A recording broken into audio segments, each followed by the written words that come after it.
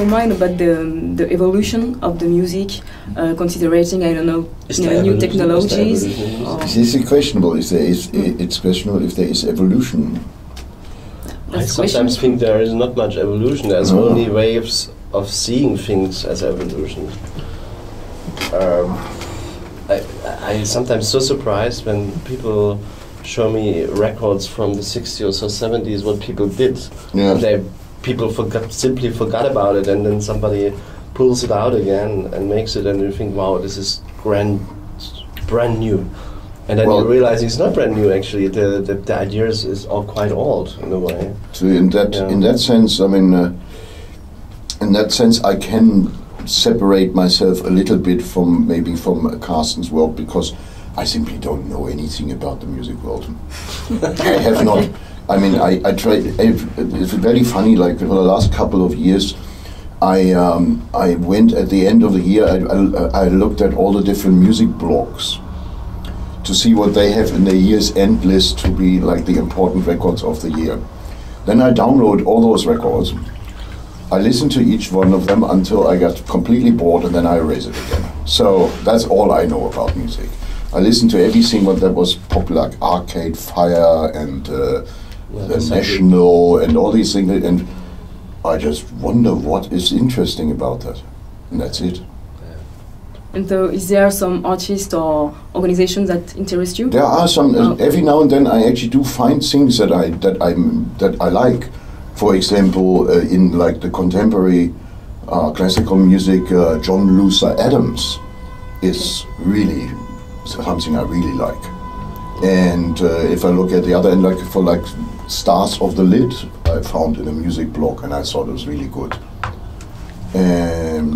But then I run out of things to say. I mean, I'm running the label as well, and so that's why I said you know much some more. Friends, and I think everything what we put out on the label, of course, this is music really we enjoy, and we have a reason to put out.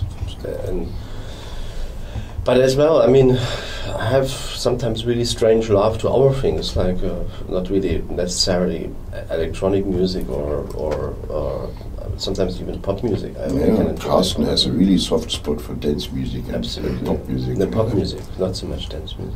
No, good pop music. But I'm not good with rock music. Let's say. See, and I'm talking about something that's happening now. I hardly ever find anything. But you obviously know Stars of the Lid and John Luther Adams.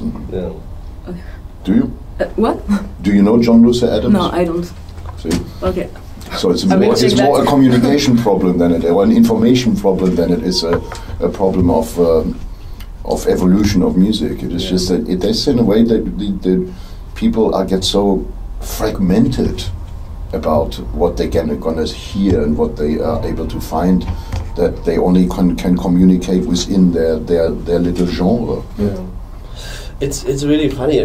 Let's say years ago, I would probably answer this question about evolution with like, sure, technology will drive us more forward. But in a way, when I listen now to music, I really look for a certain, it sounds really strange now, but a certain truth or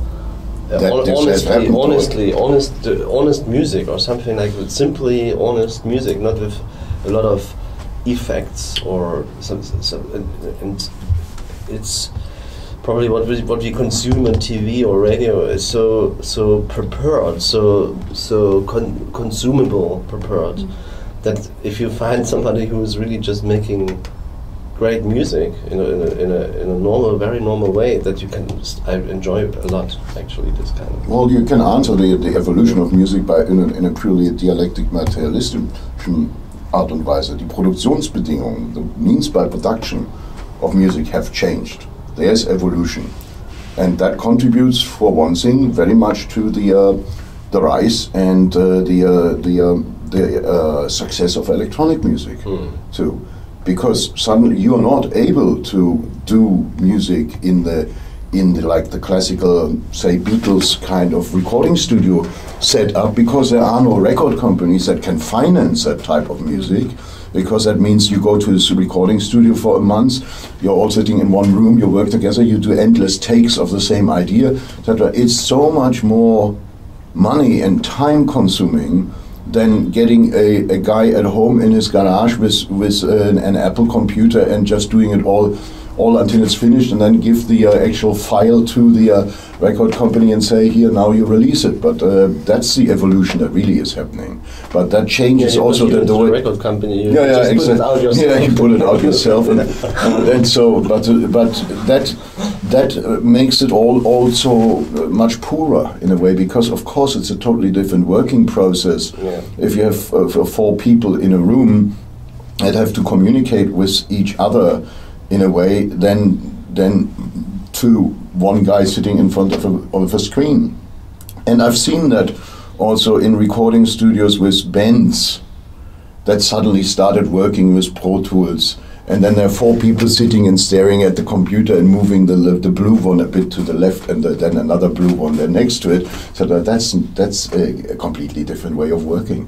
And it usually, when Neubauten did that in the like 1980, whatever, I killed it. I cancelled it. I refused to continue working like that, because it was no fun. No fun sitting with 4 people looking together at the computer.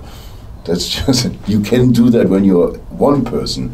You can even do that probably with 2. But already 2 is too. But then it starts getting difficult. Yeah. So if you really look for evolution in music, then you look at the evolution of the means of production, and they certainly change. Yeah. But this is something really interesting what Blixa is saying, that what I realize as well, that when I produce for myself, then I really take incredible long time to make one specific part. But in a studio, nobody will wait for you until you finished the bass drum for 3 hours. Hey, I have had days where we're just doing the bass drum. I have even tapes of just 2 days of Mark playing 1 bass. Everybody feds up and everybody's bored. They're sitting next door watching television. While is Mark playing bass? Yeah, Mark is playing bass. Boom, boom, boom, boom, boom. Next day, boom, boom, boom, boom. No, it's not finished. It's not finished. Oh no. And then he samples the boom boom and puts it everywhere, sitting at the keyboard going boom boom boom, days. I think this is something you can only do alone. You can only do when there is time that doesn't cost so much. That's the reason. Like the baby is sleeping from 1 to 3, and from 1 to 3 you can't go anywhere. You just sit there and work on the boom boom boom.